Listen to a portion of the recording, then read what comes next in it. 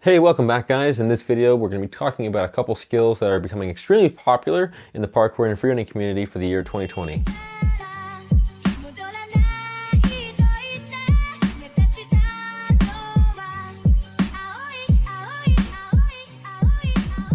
So starting off this video, I want to just kind of point out that these are not all the skills you're going to see within a parkour and freerunning line. These are just a lot of the skills that I think you're going to see a lot more in the year 2020 because there are a lot of popular skills that a lot more athletes are wanting to do. They're the big flashy skills that everybody kind of knows from parkour right now that are just really kind of trending within the parkour community.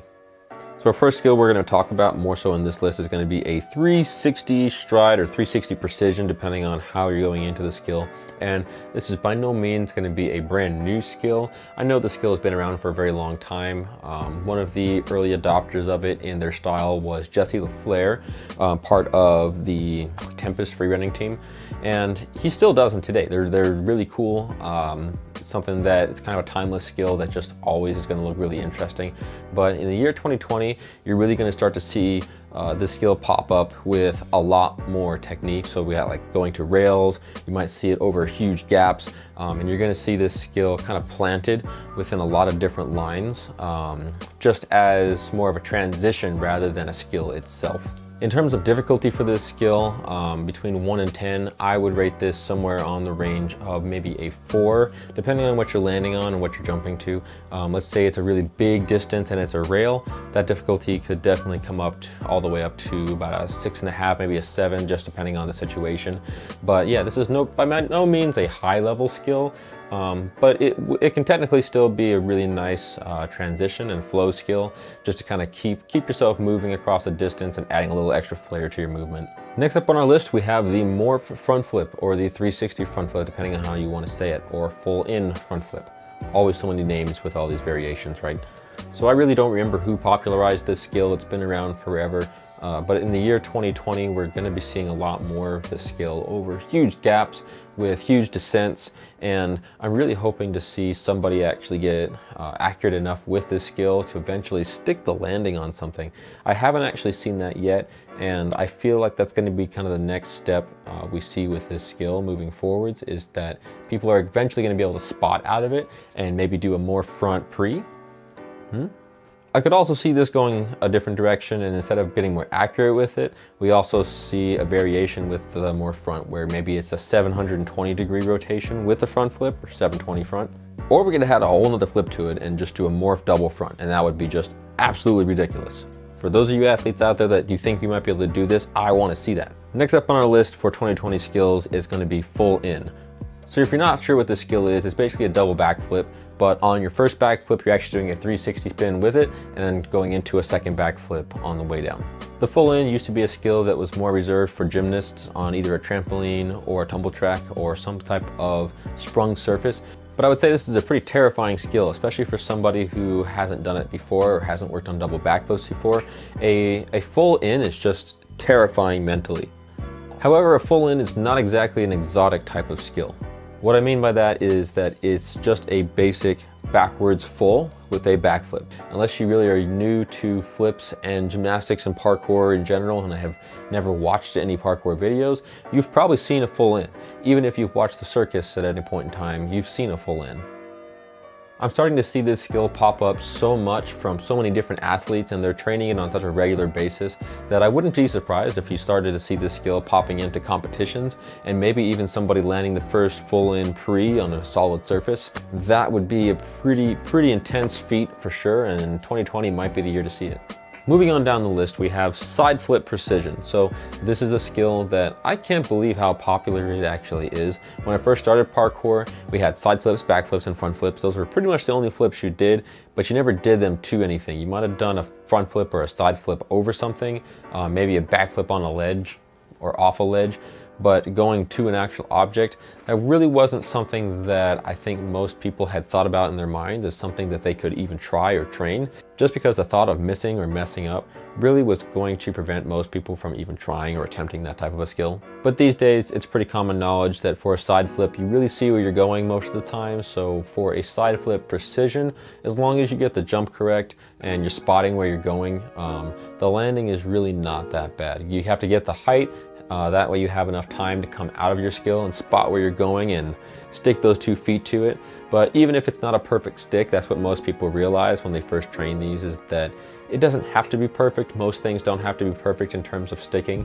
You just have to have it good enough to get over and get your feet to the target or in the general vicinity of the target in order to really execute a safe landing. Within the year 2020, you're just gonna see side flip prees on everything. It's gonna be on rails, it's gonna be over gaps, it's probably gonna be in the cars, out of windows, over trains and boats and planes. Like, the Sideflip Precision is going to be one of those staple moves that if you're not doing the Sideflip pre, then you just don't really train parkour. Of course, I'm kidding on the last note. You still train parkour even if you're not doing Sideflip prees. But do you though? Next up, we have a proud favorite, stalled backflips. You can pretty much do them anywhere, even just standing on a ledge, off a pole, on the ground, on a car. Like, is again one of those skills that is just easy to come up with, and it looks really nice.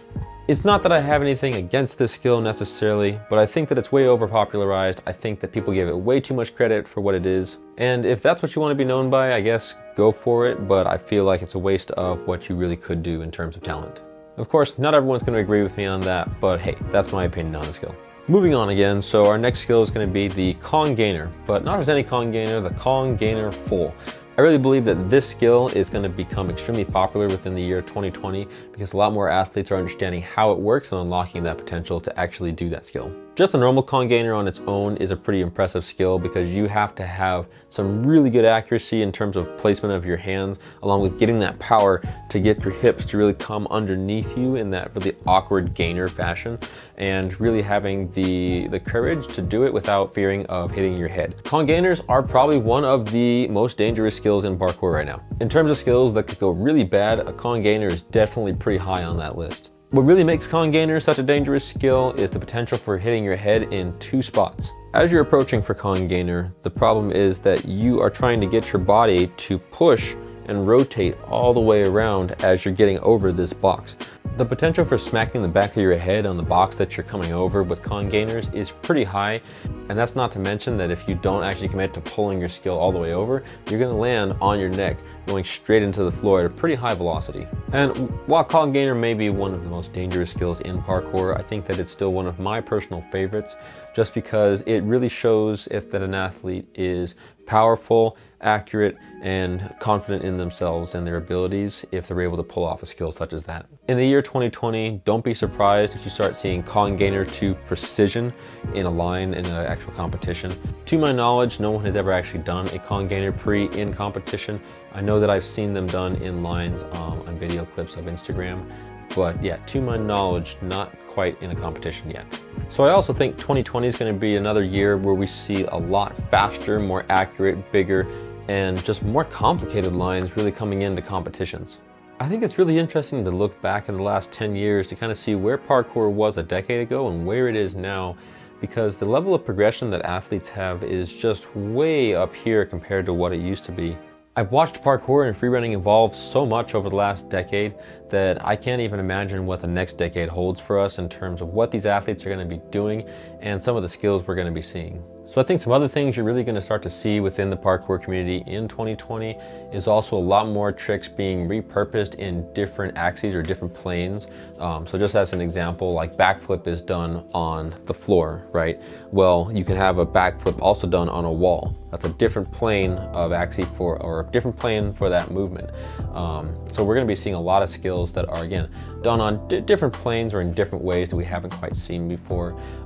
I really think that 2020 is also going to be a year that you see a lot more athletes throwing down multiple doubles, maybe a double flyaway, a double cork, double frisbee, whatever it may be. You're going to see multiple doubles within their lines, and possibly even a triple. You really don't see that many triples in competitions just because they are extremely hard to land, and the chances of you falling are pretty great, which would just kind of destroy your flow and execution score for an actual competition. So a lot of times most athletes are going to stick to doubles or things that they know they can land pretty consistently, because that's what you should be doing in competition. You shouldn't be necessarily doing a skill that you've only done maybe once or twice that the chances of you messing up are pretty much guaranteed, just to say that you've done the most difficult trick. All right, so that wraps up my predictions for 2020 with popular skills in the parkour and freerunning community. If you guys think that there are other skills that I may have missed or may be more popular in the coming year, go ahead and leave them down in the comments. Let me know what they are. If you guys like this video, please hit the like button. If you want to see more awesome content like this, please follow me on Instagram, ninja.smith. And until then, you guys have a great night. I'll see you around.